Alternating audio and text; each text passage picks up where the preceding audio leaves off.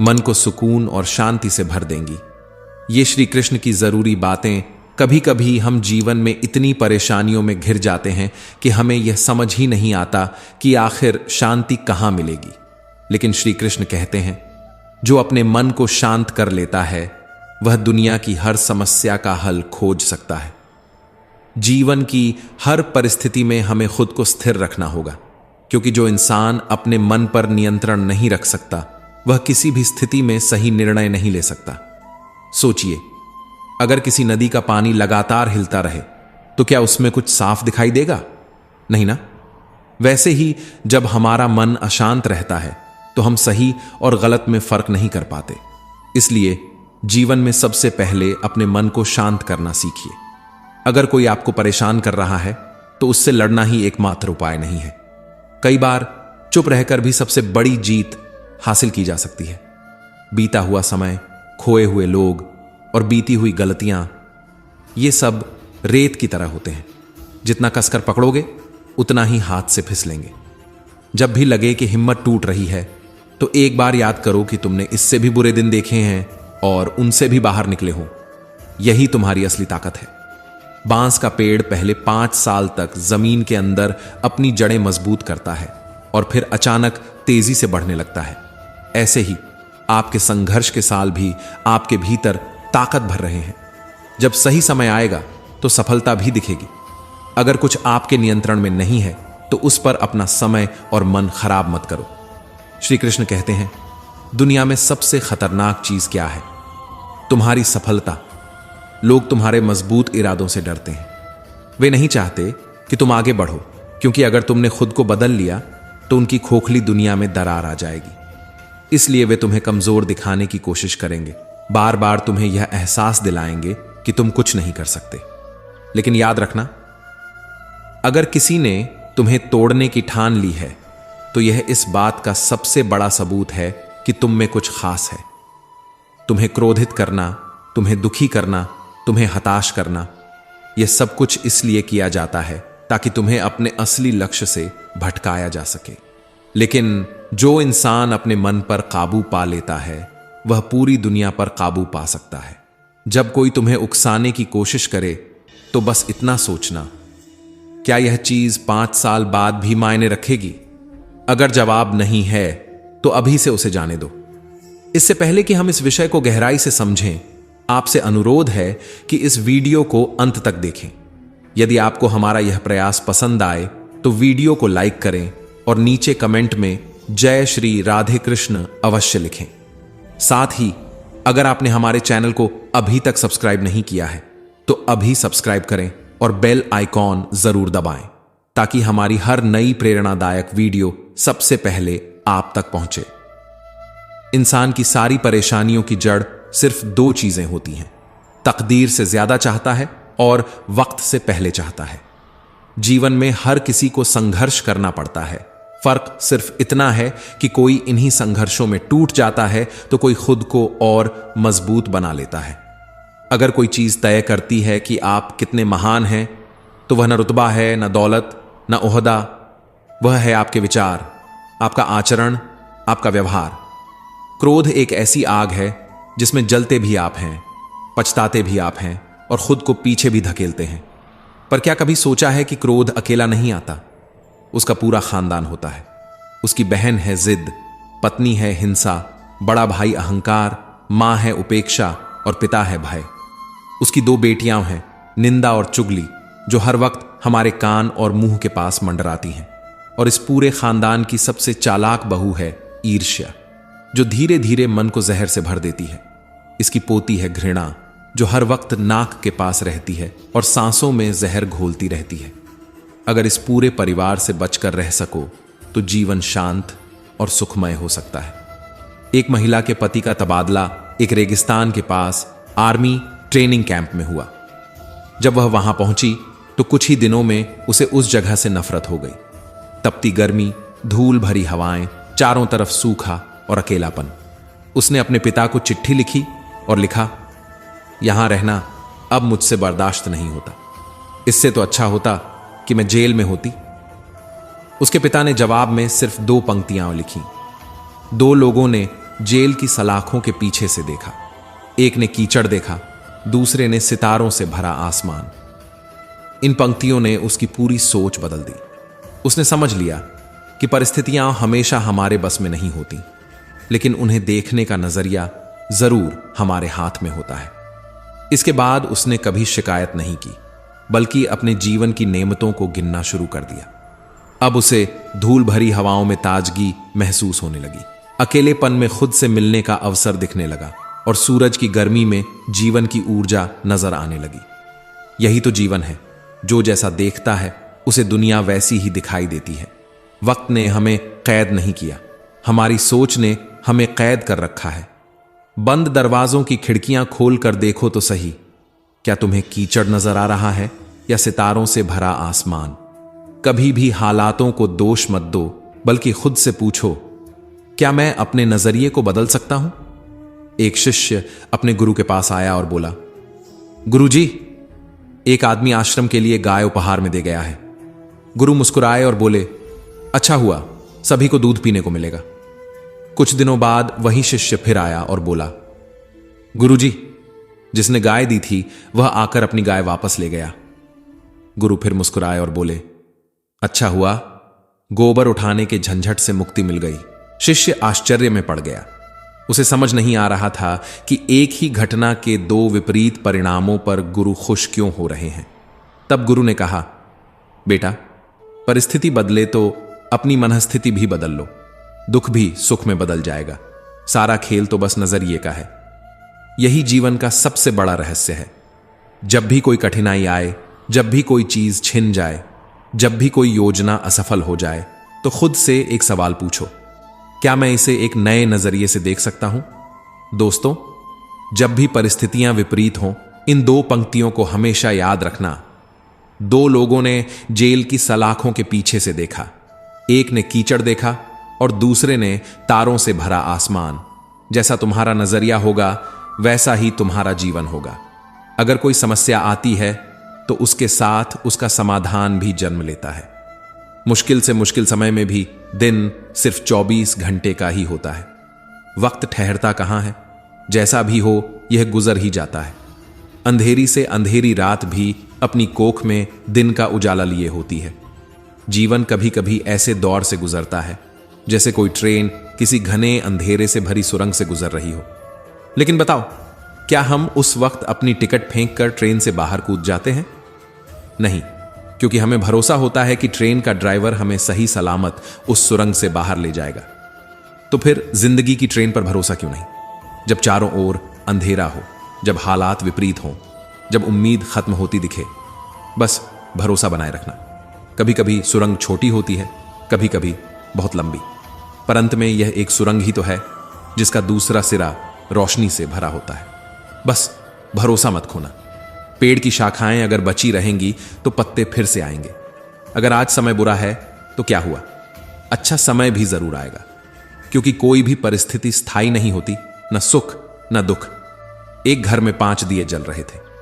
उनका प्रकाश चारों ओर फैला हुआ था।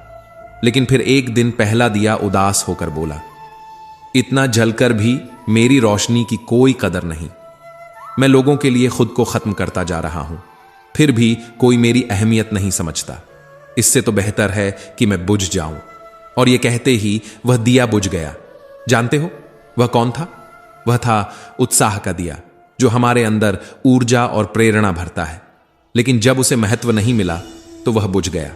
पहले दिए को बुझते देख दूसरा दिया भी उदास हो गया। वह बोला, मैं शांति का प्रतीक हूं। मैंने हमेशा दुनिया को शांति का प्रकाश देने की कोशिश की, लेकिन फिर भी चारों ओर हिंसा फैली हुई है। जब लोग मेरी रोशनी को अपनाते ही नहीं तो जलने का क्या फायदा? और वह दिया भी बुझ गया। अब उत्साह भी चला गया था और शांति भी। तीसरा दिया, जो भाईचारे का प्रतीक था, उदास हो गया। वह बोला, जब इस दुनिया में ना उत्साह बचा न शांति, तो भाईचारा भी कैसे रहेगा? लोग आपस में प्रेम और सौहार्द से रहना ही नहीं चाहते। ऐसे में मेरा जलना भी व्यर्थ है। और यह कहकर वह भी बुझ गया। अब चौथा दिया बचा था, जो एकता का प्रतीक था।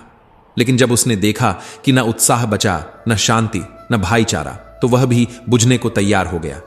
उसने निराश होकर कहा, जब ये तीनों दिए ही नहीं रहे तो एकता का कोई अस्तित्व कैसे रहेगा? और वह भी बुझ गया। अब चारों ओर अंधेरा छा गया, लेकिन एक दिया अभी भी जल रहा था। उसकी लौ भले ही छोटी थी, लेकिन वह निरंतर जल रहा था। तभी एक छोटा बच्चा घर में आया। उसने चारों बुझे हुए दिए देखे, लेकिन वह निराश नहीं हुआ। उसने उस एकमात्र जलते हुए दिए को देखा और खुशी से झूम उठा। फिर उसने उस जलते हुए दिए से चारों बुझे हुए दिए दोबारा रोशन कर दिए। जानते हो वह कौन सा दिया था? वह था उम्मीद का दिया, आशा का दिया। उम्मीद ही वह शक्ति है जो हर बुझी हुई लौ को फिर से जला सकती है।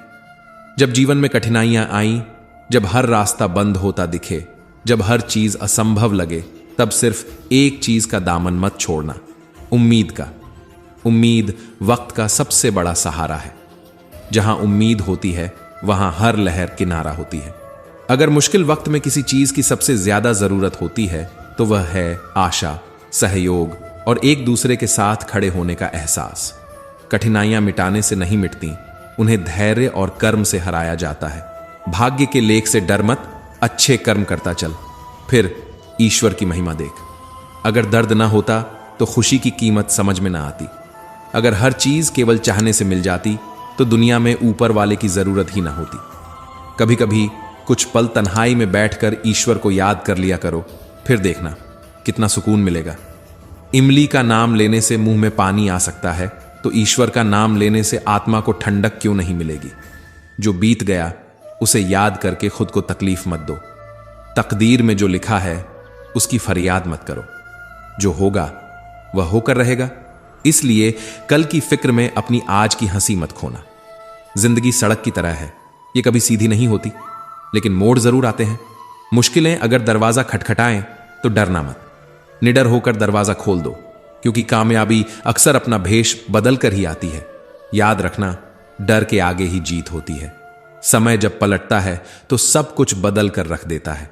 इसलिए अच्छे दिनों में अहंकार मत करो और बुरे दिनों में थोड़ा सब्र रखो। कहते हैं सच का कोई मुकाबला नहीं, मगर झूठ की पहचान बहुत होती है। शहर में आदमी बहुत हैं, मगर इंसान कम।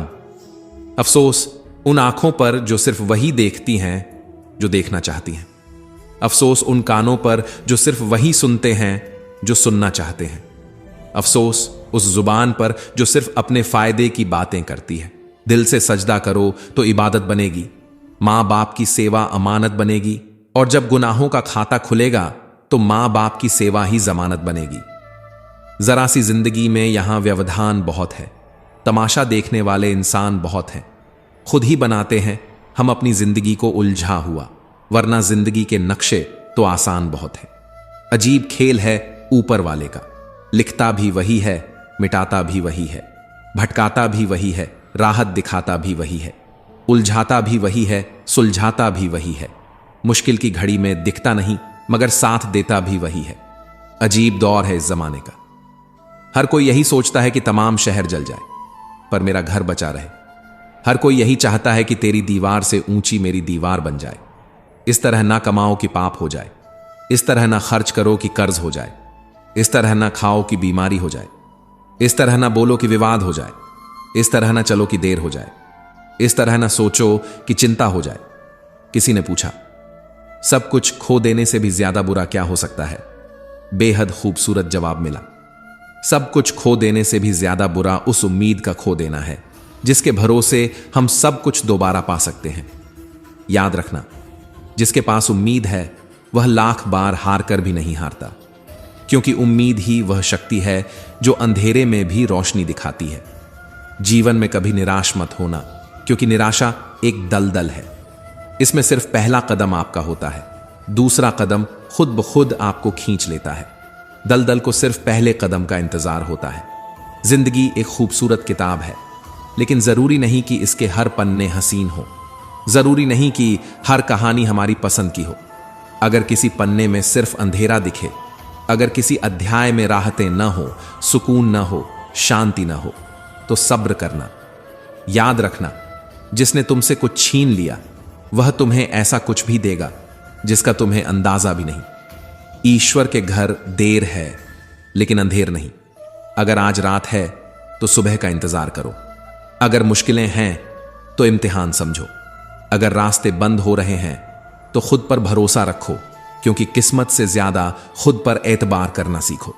जब एक दरवाजा बंद होता है तो दूसरा दरवाजा खुल जाता है, लेकिन हम बंद दरवाजे को इतना अफसोस से देखते हैं कि हमें वह नया दरवाजा नजर ही नहीं आता जो हमारे लिए खुला है। बुरा समय जीवन की सच्चाइयों से सामना करवाता है, जिनका ख्याल हमें अच्छे समय में कभी नहीं आता। कठिनाइयां मजबूत होने की सीढ़ियां हैं, इसलिए घबराना मत, बल्कि खुशी मनाओ कि उस मेहरबान रब ने तुम्हें चुन लिया है। जिंदगी आसान नहीं होती, इसे आसान बनाना पड़ता है, कभी सब्र करके, कभी बर्दाश्त करके और बहुत कुछ नजरअंदाज करके। अगर तुम सोचते हो कि तुम अकेले हो तो यह मत सोचो, बल्कि यह सोचो कि अकेले ही काफी हो। अगर तुम उस इंसान की तलाश कर रहे हो जो तुम्हारी जिंदगी बदल सकता है, तो आईने में देख लो, अपना रास्ता खुद बनाओ, क्योंकि हम अकेले ही इस दुनिया में आते हैं और अकेले ही इस दुनिया से जाते हैं। इसलिए कोई दूसरा हमारी किस्मत का फैसला नहीं कर सकता। रोना बंद करो और अपनी तकदीर से खुद लड़ना सीखो, क्योंकि साथ देने वाले भी श्मशान से आगे नहीं जाते। जिंदगी के युद्ध में खुद ही अर्जुन बनना पड़ता है और खुद ही कृष्ण। रोज अपनी ही रणभूमि में सारथी बनकर अपनी ही महाभारत लड़नी पड़ती है। याद रखना, कामयाबी अकेले ही हासिल करनी पड़ती है। लोग तो तब आते हैं जब तुम सफल हो जाते हो।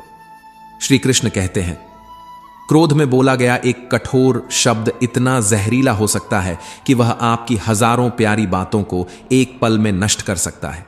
इसलिए जब क्रोध आए तो मौन धारण कर लो, क्योंकि जो शब्द एक बार जुबान से निकल जाते हैं वे वापस नहीं आते। तू सोने से पहले सबको माफ कर दे, मैं उठने से पहले तुझे माफ कर दूंगा। जो दूसरों को क्षमा करता है उसके हृदय में शांति बसती है। जो दूसरों से बदला लेना चाहता है उसके जीवन में अशांति बढ़ती जाती है। दुनिया से बात करने के लिए फोन की जरूरत होती है और प्रभु से बात करने के लिए मौन की। फोन पर बात करने पर बिल देना पड़ता है, लेकिन प्रभु से बात करने पर दिल देना पड़ता है। जो मोह माया में फंस जाता है वह बिखर जाता है, और जो ईश्वर से जुड़ जाता है वह निखर जाता है। इतनी ऊंचाई मत देना प्रभु कि धरती पर आना ही भूल जाऊं। इतनी खुशियां मत देना प्रभु कि दूसरों के दुखों पर हंसने लगूं। मुझे ऐसी शक्ति मत देना जिसका मैं निर्बलों पर प्रयोग करूं। मुझे ऐसे भाव मत देना जिससे मैं दूसरों को देखकर जलने लगूं। मुझे ऐसा ज्ञान मत देना जिससे मेरे अंदर अभिमान आ जाए, क्योंकि असली शक्ति विनम्रता में होती है, असली ज्ञान सेवा में होता है। श्री कृष्ण कहते हैं, इंसान के धैर्य और धर्म की परीक्षा कठिन समय में ही होती है। जब समय विपरीत चल रहा हो तो शांत रहना ही सबसे बेहतर होता है। आज अगर बुरा समय है तो कल अच्छा समय अवश्य आएगा। आपको बस निस्वार्थ भाव से अपना कर्म करते रहना है, क्योंकि कर्म ही आपके हाथ में है और फल ईश्वर के हाथ में। हमारे द्वारा किए गए कर्म का फल क्या होगा और कब मिलेगा, यह सिर्फ ऊपर वाला ही जानता है। भगवान के पास दो शक्तियां होती हैं, एक माया और दूसरी भक्ति। जब कोई भक्त भगवान के समक्ष जाता है और प्रणाम करता है तो भगवान पूछते हैं, बोलो क्या चाहिए, माया या भक्ति? भक्त पूछता है, भगवान इन दोनों में क्या अंतर है?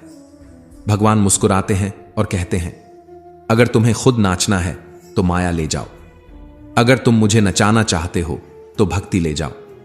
क्योंकि जिसके वश में जीव होता है उसे माया कहते हैं, और जिसके वश में भगवान होते हैं उसे भक्ति कहते हैं। भगवान के राज्य में संपूर्ण संसार नाचता है, लेकिन भक्ति के राज्य में भगवान स्वयं नाचते हैं। भक्ति क्या है? भक्ति हाथों पैरों से नहीं होती, वरना विकलांग कभी भक्ति न कर पाते। भक्ति आंखों से नहीं होती, वरना सूरदास जी कभी भक्ति न कर पाते। भक्ति बोलने और सुनने से नहीं होती, वरना गूंगे और बहरे कभी भक्ति न कर पाते। भक्ति धन और ताकत से नहीं होती, वरना गरीब और कमजोर कभी भक्ति न कर पाते। भक्ति केवल भाव से होती है। भक्ति एक एहसास है जो हृदय से निकलकर विचारों में आती है, और जब यह प्रेम परमात्मा से जुड़ता है तो रिश्ता बन जाता है। भक्ति भाव का सच्चा सागर है। जहां प्रेम है वहीं भक्ति है, जहां समर्पण है वहीं भक्ति है, जहां अहंकार का अंत है वहीं भक्ति है, और जहां भक्ति है वहां स्वयं श्री कृष्ण है। भगवान ने जब इंसान को बनाया तो उसे सब कुछ दिया, बुद्धि, शक्ति, प्रेम, ज्ञान, धैर्य। परंतु एक चीज इंसान के हाथों से नीचे गिर गई, जिसे भगवान ने अपने चरणों के नीचे दबा दिया।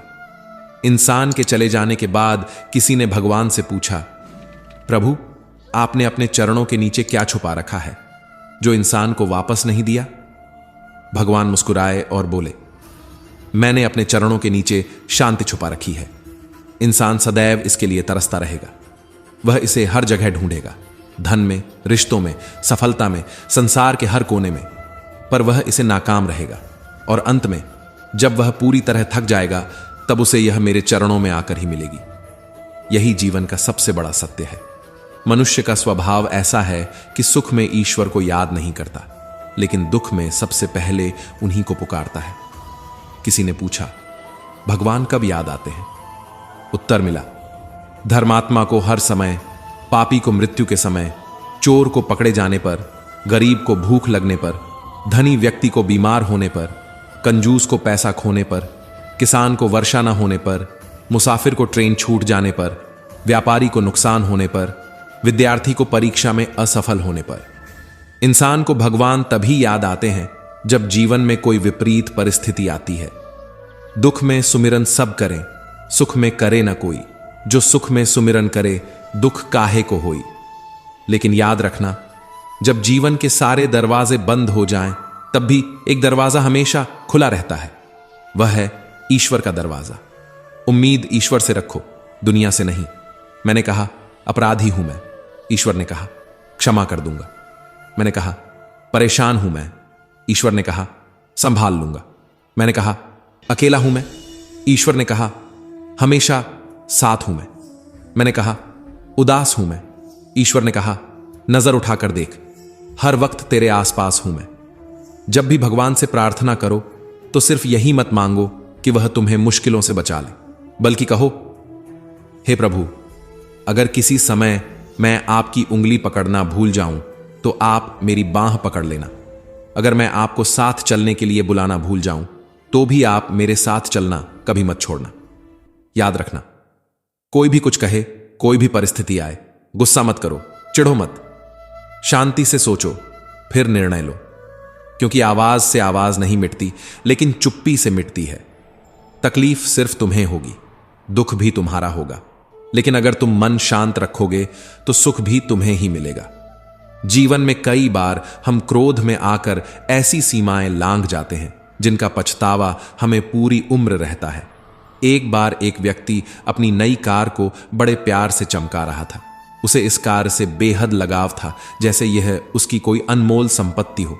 वहीं पास में उसकी 4 साल की नन्ही बेटी अपने मासूम मन से एक छोटे से पत्थर के टुकड़े से कार पर कुछ लिखने लगी।